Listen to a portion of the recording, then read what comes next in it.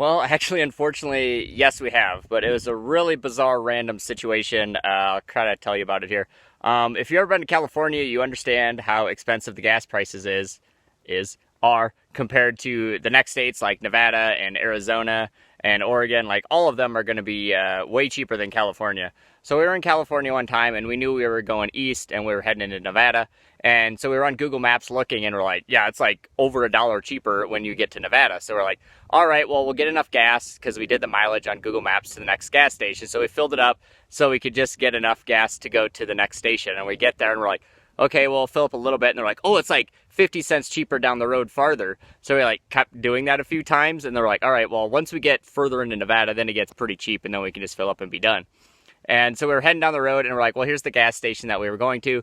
We pulled in and we had like 50 miles to go or something till empty. We're like, oh, wow, that was close.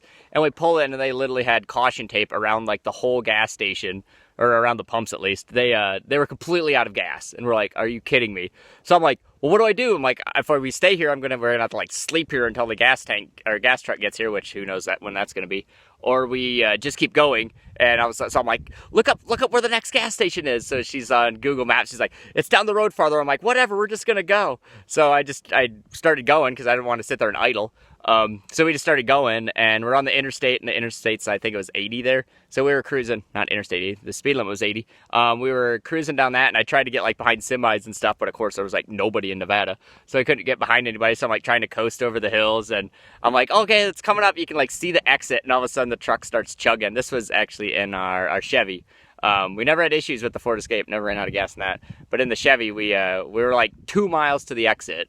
And it just started sputtering. I was like, seriously? We're right there. And I was like, oh, maybe I'll coast that far. And it died like almost instantly right when it started sputtering.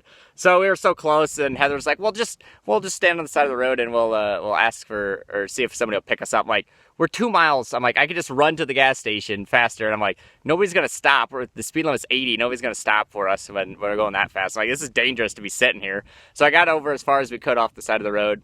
And I took off like running towards the gas station. And so Heather stood up back and I guess was waving down people. And of course nobody stopped because they were going 80. But then one gentleman actually stopped me when I was on the on-ramp or off-ramp to go to the gas station. Stopped and he's like, was that your wife back there waving? And I was like, yeah. And he's like, well, you need a ride. So he ended up picking me up and took me to the gas station. And then I had to buy a gas can, which sucked because it was actually expensive there. But we needed it. And then he actually was really nice because he drove me back to the vehicle.